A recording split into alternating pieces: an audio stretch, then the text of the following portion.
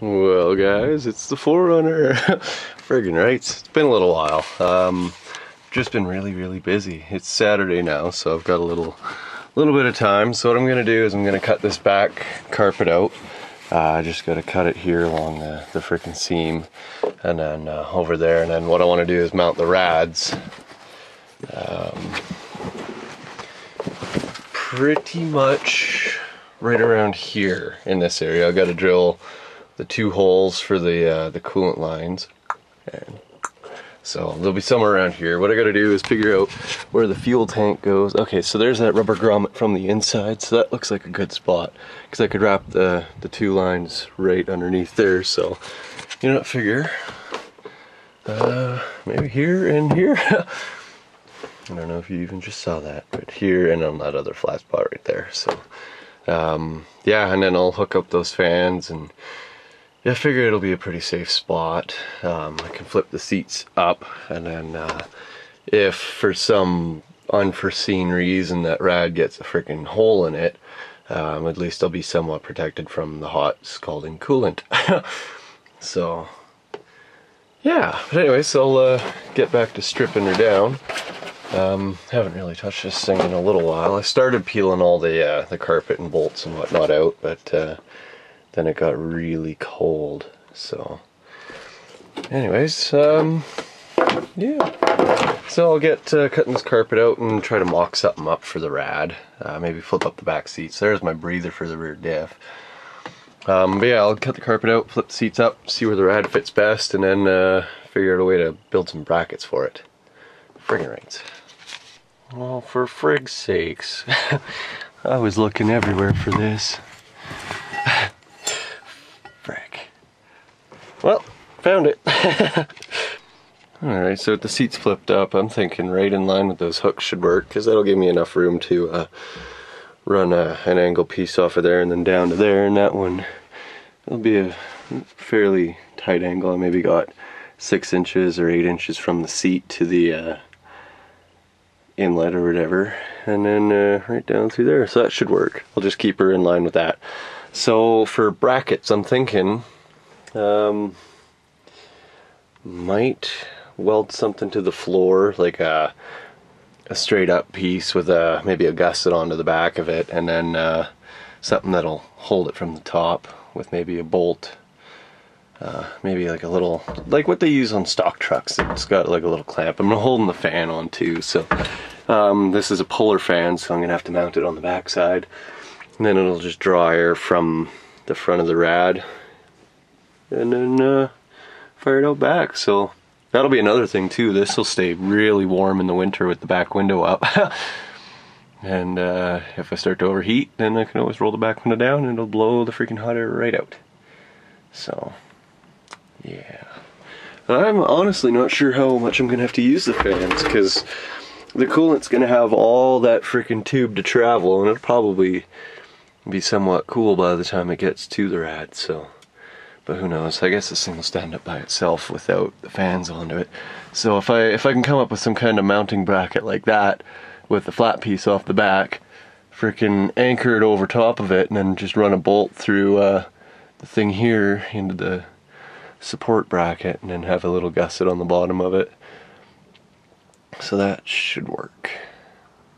Or I could use square tube, weld it to the floor straight up, weld a washer with a nut on the back side, and then just do the same thing with that little bracket, and just right into the middle of the square tube with a bolt on either side. So that could work too. There's a couple of possibilities for this, and yeah, so now I just gotta figure out my coolant routing, and then Bob's your uncle. So yeah, I guess I freaking had mice in here or something. That's freaking bad. It was sitting in a field for a little while, but yeah, I'm finding all kinds of stuff.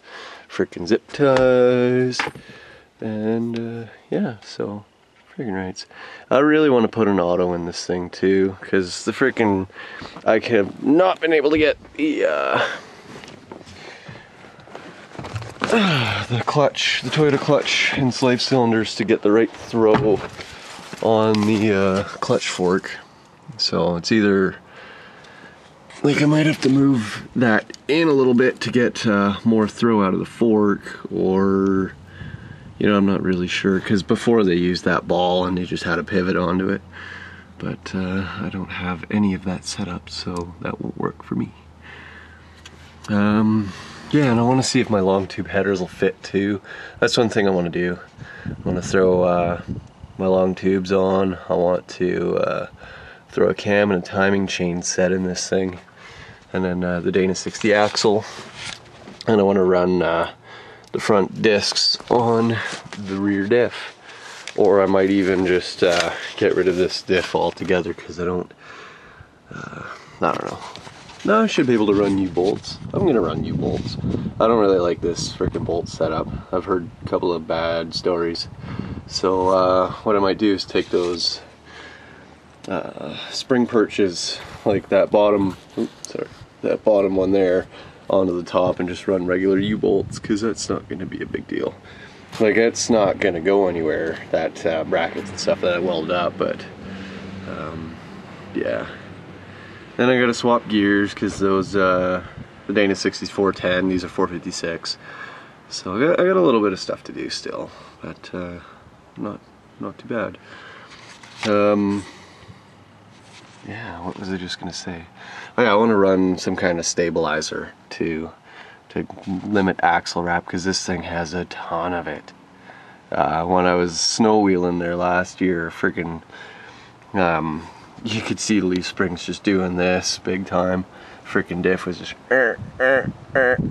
freaking tweaking big time. So yeah, looks like that U-joint isn't fitting right either. Frig's sakes. But yeah, so I got a little bit of stuff to do. I got to figure out something for the steering as well, because the Dana 60 is totally different, so I'll be redesigning a whole bunch of stuff. But anyways, yeah, I guess that'll do for a video for today. I can't really do a whole lot right now. I don't have all my tools, and I don't really have the spot to do anything, so I'm gonna need my welder. Actually, I can get some measurements and figure out a way to build these rad tie downs, and then we'll friggin' call her a day. Okay, I just realized that I'm gonna have to have some kind of rubber gasket, or not gasket, but grommet or something underneath the bottom of the rad so it doesn't rub through. But anyways, so we're 18 and friggin' 3/4 tall. So that's not too bad, so I'll start designing something for that. And then, yeah, should be good to go. So I'll see what I got for scrap metals, and then friggin' who knows, I might even steal the rad out of that other truck that I was going to take the motor out of. So yeah, friggin' right. Okay, so I've got lots of this 1x1 square tube. It's just over 12 inches, so I can cut it down, or cut the notch out of it, and then weld them together. So I need 18.5 tall, and it has to be at most 28 inches wide. So should be able to come up with something. So friggin' rights. I think I'll probably use this angle iron to tie down or hold the rad in place with some rubber grommets or some hose or something. But cut some strips out of it, whatever, and then the rad, like I could have the back here, so the rad will sit in there and be held in place like that, and then have another one of those strips on the top that bolts down with a piece of rubber to hold the top of the rad. So I think that should work. If you guys got any other suggestions or whatever, feel free to leave a comment. And yeah, and I found this. I might be able to use this as some of the rubber, or I'll find something else. But this is off my Cummins, or the parts Cummins that I had. Well, the front axle part. But anyways, this looks like it's just about as wide as the current rad, so you could freaking cut out little strips like that and use that to hold the rad, and then with the angle iron over top. So friggin' right, who knows, let's see what I come up with. But if you guys got some suggestions, definitely let me know. So And yeah, this project's been on hold for a while. I'm still trying to figure out how to get those stupid pivot things out. I'm not sure what size they are. And I keep forgetting to bring tools home, so friggin' rights. But yeah, another thing, I can't figure out how this comes apart. The drive shaft section, I'm just not sure. I got every bolt taken out of it except for these ones, and can't split the side housings. Haven't tried hammering on those yet, but freaking, I don't know. I don't know, but I'm sure I'll figure that out later. But this is not a huge priority right now. What I want to do is get the 4Runner going for wheeling season. Friggin' rights, it's coming up quick. Anyways, guys, thanks for watching, and until the next one, take care.